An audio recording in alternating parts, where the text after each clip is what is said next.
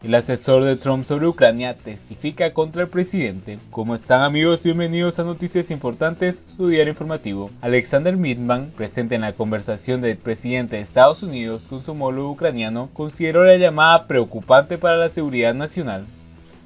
Alexander Vindman, teniente coronel del ejército de Estados Unidos y asesor experto de Ucrania, es el primer miembro de la Casa Blanca en testificar ante los comités que están llevando a cabo las investigaciones preliminares del impeachment contra Donald Trump, que estaba presente cuando se produce la polémica conversación telefónica que está en el inicio del juicio político contra el presidente. El cerco para el proceso en el Congreso contra Donald Trump se estrecha cada día un poco más con las declaraciones de los testigos que conocen de primera mano la conversación que el presidente de Estados Unidos mantuvo el pasado 25 de julio con Zelensky, en la que el mandatario norteamericano pedía un favor a su homólogo de Ucrania para investigar al hijo de su rival político Joe Biden para perjudicar las posibles candidaturas en las elecciones de 2020. Vindman escuchó la conversación como correspondía a su cargo como responsable para asuntos europeos dentro del Consejo de Seguridad Nacional y su papel principal de asesor del presidente respecto a la antigua República Soviética. Como adelantado de New York Times, que ha tenido acceso a la declaración escrita que va a prestar el martes Vindman, el militar concluyó tras escuchar la conversación telefónica que lo que había sucedido no era ético y ponía en peligro la seguridad nacional. No pensé que fuera apropiado pedir a un gobierno extranjero que investigue a un ciudadano de Estados Unidos y estaba preocupado por las implicaciones del apoyo de Ucrania para el gobierno de Estados Unidos. Se lee en el relato escrito del teniente coronel. Vindman fue asignado a la Casa Blanca en julio de 2018, donde daba el visto bueno para la estrategia militar respecto a Rusia, lo que también incluía a Ucrania. Su valor añadido para la posición que desempeñaba se basaba en los conocimientos de geopolítica militar, así como su perfecto dominio del ruso y el ucraniano, debido a que emigró a Estados Unidos desde la Unión Soviética con su familia cuando solo tenía 3 años. A pesar de su trabajo como asesor presidencial sobre Ucrania, Vindman nunca tuvo contacto directo con el presidente ni se comunicó con él de ninguna otra manera. El militar se describe a sí mismo como un inmigrante y un patriota. Es un honor y un deber sagrado defender nuestro país por encima de partidos o política, escribe el militar en su declaración de Vindman, que fue condecorado con la Cruz Púrpura tras ser herido en Irak. El veterano de guerra deja claro en su testimonio que él no es el confidente anónimo que denunció la presión que ejercía la Casa Blanca sobre Ucrania para dañar al ex vicepresidente demócrata y aspirante a la nominación de su partido, Joe Biden. El testimonio de Vindman se suma a la misma preocupación que tenían otros altos cargos de la Casa Blanca respecto a la política interesada de Donald Trump hacia Ucrania, como es el caso de Fiona Hill, una de las superiores de Vindman, que ha testificado con anterioridad a puerta cerrada que tanto ella como el entonces consejero de Seguridad Nacional, John Bolton, estaban indignados por los intentos de politizar la relación con Ucrania. Hace más de un mes que la presidenta de la Cámara de Representantes, Nancy Pelosi,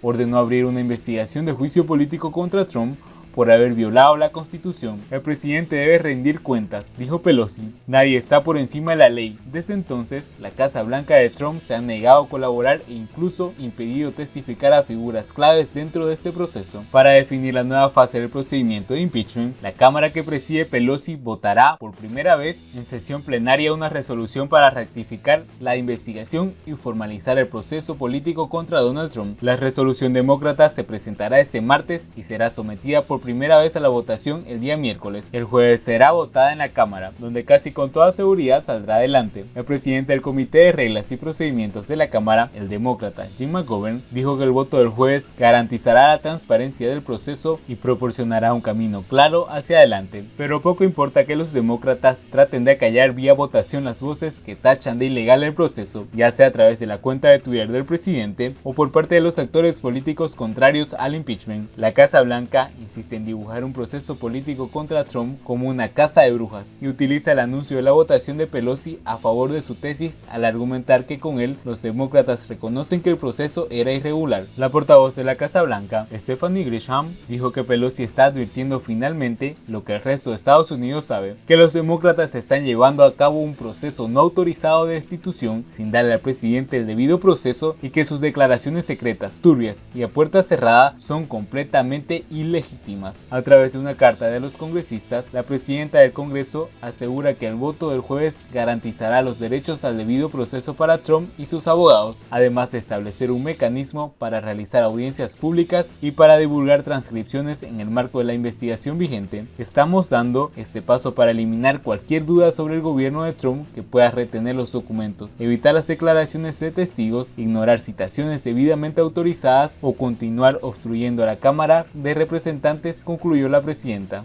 Un párroco le negó la comunión a Joe Biden por su postura sobre el aborto. El ex vicepresidente de Estados Unidos ha manifestado que acepta la doctrina católica, pero no busca imponer sus creencias al resto de la población. Joe Biden, uno de los favoritos en las primarias demócratas para enfrentar a Donald Trump en las presidenciales del próximo año, sufrió un incómodo momento este domingo cuando un párroco de Carolina del Sur se negó a darle la comunión por su postura frente al aborto. Lamentablemente, el domingo pasado tuve que rechazar la Sagrada Comunión al ex vicepresidente Joe Biden, declaró el padre Robert Murray de la iglesia San Antonio de la localidad de Florence. En una carta enviada al portal SC Now, el pastor dijo que su responsabilidad es guiar a las almas de los fieles y explicó sus argumentos. La Sagrada Comunión significa que somos uno con Dios, uno con otros y uno con la iglesia. Nuestras acciones deberían reflejar eso. Cualquier figura pública que aboga por el aborto se coloca fuera de esa enseñanza de la iglesia. Por el momento, la campaña del ex vicepresidente Barack Obama no confirmó el incidente y se limitó a decir que sus actividades religiosas son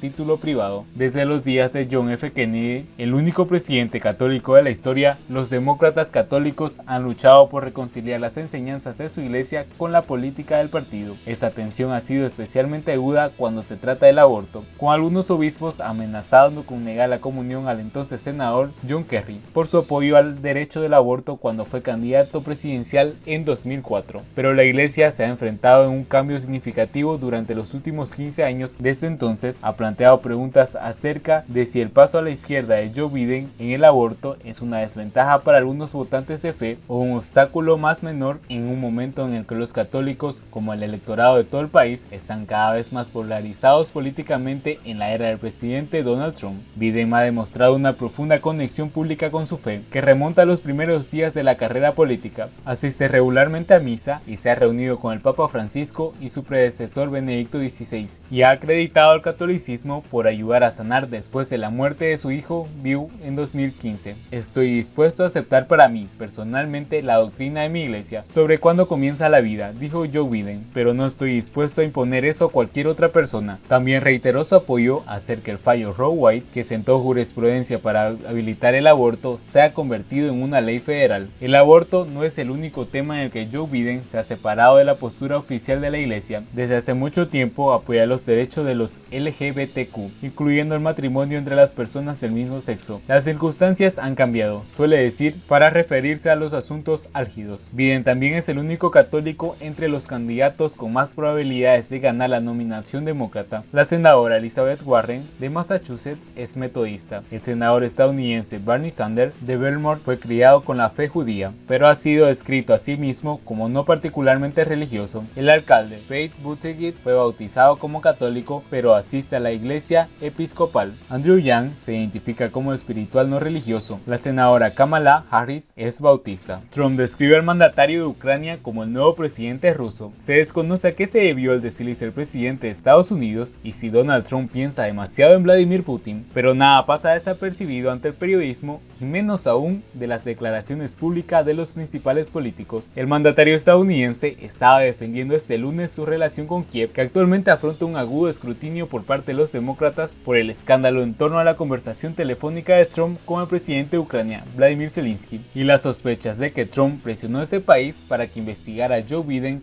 uno de sus principales rivales políticos a las próximas presidenciales. El ruso, como saben, el nuevo presidente ruso, un buen hombre, hizo una declaración. No hubo nada, no hubo ninguna presión sobre él, nada, declaró Trump referencia al líder de Ucrania. Si bien es verdad que el presidente ucraniano comparte el mismo nombre que el presidente ruso, el país que gobierna y de donde precede no es Rusia. El corresponsal de The Washington Post de Moscú describió el error como un insulto más grande que los que podría lanzar al líder de Ucrania, aunque no es la primera vez que el mandatario confunde ubicaciones geográficas. En agosto, por error, mencionó a la ciudad de Toledo en vez de la ciudad de Ohio en una rueda de prensa para conmemorar el tiro.